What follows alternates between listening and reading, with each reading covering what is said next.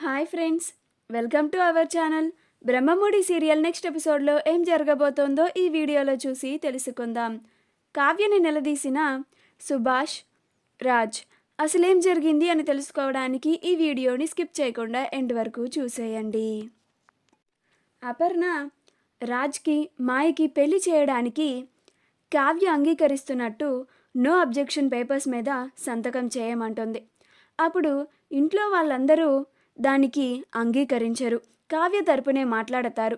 అప్పుడు కావ్య, నేను మాయకి పెళ్లి చేయడానికి అనుమతిస్తున్నాను, అంగీకరిస్తున్నాను, నేను సంతకం చేస్తాను అని అంటుంది. అప్పుడు కావ్య నో అబ్జెక్షన్ పేపర్స్ మీద సైన్ చేసి ఇస్తుంది. అప్పుడు అపర్ణ కావ్యని చాలా దూషిస్తూ ఉంటుంది. అప్పుడే ఇందిరాదేవి వచ్చి, చాలా బాగా చెప్పావు అపర్ణ. ఏంటి, కావ్య ఆస్తి కోసం ఉంటుందా? ఈ ఇంట్లో దుగ్గిరాల కోడలిగా పేరు ఉండడానికి పేరు కోసం ఉంటుందా? అలా ఆస్తి కోసమే ఇంట్లో ఉంటాను అన్న అమ్మాయే అయితే నీలాగా ఎందుకని నగలు దిగేసుకొని ఇంట్లో తిరగడం లేదు? ఎందుకంతా సామాన్య మనిషిలాగా కోడలిలాగా ఉంటుంది అని అంటుంది. అప్పుడు అపర్ణ ఏం మాట్లాడకుండా సైలెంట్గా ఉంటుంది. అప్పుడు ఇందిరాదేవి, ఆస్తి కోసం ఉన్న అమ్మాయే అయితే నువ్వు రాజ్ని ఇంట్లో నుంచి వెళ్ళిపోమన్నప్పుడు, కావ్యని తన అభిప్రాయాన్ని అడిగినప్పుడు కావ్య కూడా ఒక్క క్షణం కూడా ఆలోచించకుండా తన భర్తతో పాటే తాను కూడా ఇంట్లో నుంచి వెళ్ళిపోతానంది. మరి నువ్వు అన్నట్లుగా ఆస్తి కోసం ఈ ఇంట్లో ఉన్న అమ్మాయి అయితే రాజ్తో పాటు బయటకు వెళ్ళకూడదు కదా, అప్పుడు అలా అనకూడదు కదా అని అంటుంది. వాళ్ళ పుట్టింటికి కష్టం వస్తే రాజ్ని ఒక్క మాట కూడా అడగకుండా తానే మన ఆఫీస్లో డిజైనర్గా పనిచేసి డబ్బులు సంపాదించి ఆ డబ్బులు తన పుట్టింటికి ఇచ్చింది. నువ్వు అన్నట్లుగా ఈ ఆస్తి కోసమే ఈ ఇంట్లో ఉన్నట్లయితే రాజ్కి ఒక్క మాట చెప్పినా కావ్యకి డబ్బులు ఇస్తాడు కదా, ఈ ఆస్తి అంతా తనదే కదా మరి అప్పుడు అని అంటోంది. మరి కావ్య ఎందుకని అలా చేయలేదు అని అపర్ణని ప్రశ్నిస్తుంది. అప్పుడు అపర్ణ ఆ మాటలకి సమాధానం చెప్పలేకపోతుంది. అలాంటి కావ్యన నువ్వు ఇలాంటి నిందలు వేస్తున్నావు? అలాంటి కావ్యక నువ్వు ఇలా అన్యాయం చేయాలని చూస్తున్నావు అని అంటోంది. అప్పుడు అపర్ణ, మరి ఏ భార్య తన భర్తకి ఇంకొక ఆడదాన్ని ఇచ్చి పెళ్లి చేస్తానంటే ఏ భార్య కూడా ఒప్పుకోదు కదా అత్తయ్య. మరి కావ్య దానికి ఒప్పుకొని అంగీకార పత్రం మీద సంతకం కూడా చేసి ఇచ్చింది అని ఆ పేపర్స్ని చూపిస్తుంది. అప్పుడు ఇందిరాదేవి, కావ్య ఏం చేసినా ఆలోచించే చేస్తుంది. నాకు నా మనవరాలి మీద చాలా గట్టి నమ్మకం ఉంది. నా మనవరాలికి అన్యాయం జరగకుండా నేను ఉంటాను తన వెనక. నేను నా బావ కావ్యకి అన్యాయం జరగకుండా చూస్తాము అని అంటుంది. ఇంకా అందరూ అక్కడి నుంచి వెళ్ళిపోతారు. ఆ తరువాత స్వప్న కావ్యని పక్కకి తీసుకొని వచ్చి, నువ్వేం చేశావో నీకన్నా అర్థమవుతుందంటే చేతులారా నీకు నువ్వే అన్యాయం చేసుకుంటున్నావేంటి అని కావ్యని నిలదీస్తుంది. అప్పుడు కావ్య, నేను బాగా ఆలోచించే ఆ నిర్ణయాన్ని తీసుకున్నాను అక్క. ఆ పేపర్స్ మీద నేను నా పూర్తి అంగీకారంతోనే సైన్ చేశాను అని అంటోంది. అప్పుడు స్వప్న, అదే ఎందుకు చేశావే?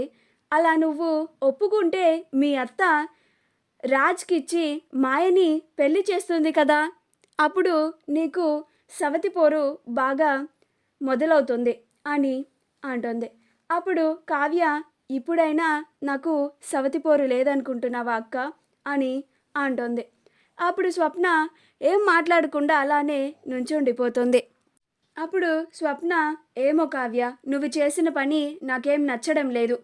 నిన్ను నువ్వే కష్టాల్లో పడేసుకుంటున్నావు. ఆ మాయని కూడా నువ్వే ఈ ఇంటికి తీసుకొని వచ్చావు అని అంటుంది. అప్పుడు కావ్య స్వప్నకి అసలు నిజం ఎలా చెప్పాలో అర్థం కాక అసలు నిజం తెలియకూడదని ప్లీజ్ అక్క, ఇంక నువ్వు ఆ విషయాన్ని అక్కడితో వదిలే అని అక్కడి నుంచి వెళ్ళిపోతుంది. ఆ తరువాత రాజ్, సుభాష్, కావ్యలు ఒకచోట మాట్లాడుకోవడానికి గార్డెన్లోకి వస్తారు. అప్పుడు సుభాష్, ఏంటమ్మా కావ్య నువ్వు చేసిన పని, నాకు అసలేం అర్థం కావడం లేదు. నేను నీకు ముందే చెప్పాను కదా, నువ్వు ఈ సమస్యని పరిష్కరించడానికి నిన్ను నువ్వు సమస్యల్లో పడేసుకోవద్దు అని అంటాడు. అప్పుడు రాజ్ కూడా, దీనంత తింగరదాన్ని నేనెక్కడా చూడలేదు డాడీ.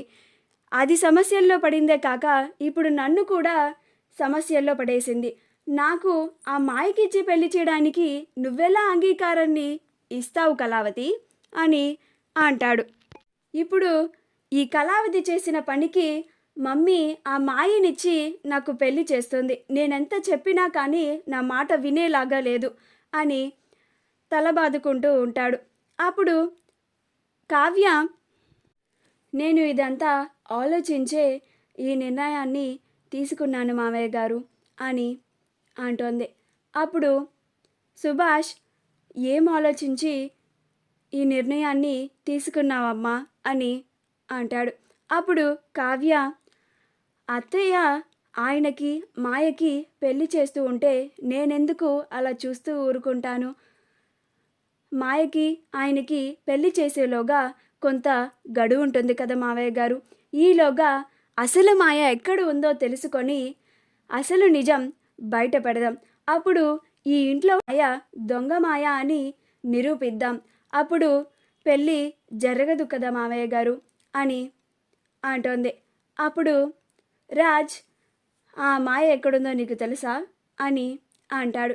అప్పుడు కావ్య, నాకు తెలీదండి, కానీ ఆ మాయ ఎక్కడ ఉందో నేను కనిపెడతాను. కనిపెట్టి తీసుకొని వచ్చి ఇంట్లో అందరి ముందు నిలబెట్టి ఈ దొంగ మాయ గురించి అన్నీ చెప్పి మొత్తం నిరూపిస్తాను అని అంటోంది. అప్పుడు రాజ్, నువ్వు అసలు ఏం చేస్తున్నావే? ఇప్పుడు ఆ మాయని నాకు ఇచ్చి మా అమ్మ పెళ్లి చేస్తానంటోంది అని తల బాదుకుంటూ ఉంటాడు. అప్పుడు కావ్య, నేను అదే చేస్తానండి అని అక్కడి నుంచి వెళ్ళిపోతుంది. అప్పుడు రాజ్ షబ్బా అని తల పట్టుకొని అలానే ఆలోచిస్తూ ఉంటాడు. అప్పుడు సుభాష్, నువ్వు కంగారు పడకురా, కావ్య అసలు మాయని పట్టుకొని తీసుకొని వచ్చి అసలు నిజం నిరూపిస్తానంది కదా, ఖచ్చితంగా కావ్య నిరూపిస్తుంది అని అంటాడు. మా వీడియో కనుక మీకు నచ్చినట్లయితే లైక్ చేయండి, షేర్ చేయండి, మా ఛానల్ని సబ్స్క్రైబ్ చేసుకోండి. పక్కనే ఉన్న బెల్ ఐకాన్ని క్లిక్ చేయడం మాత్రం మర్చిపోకండి.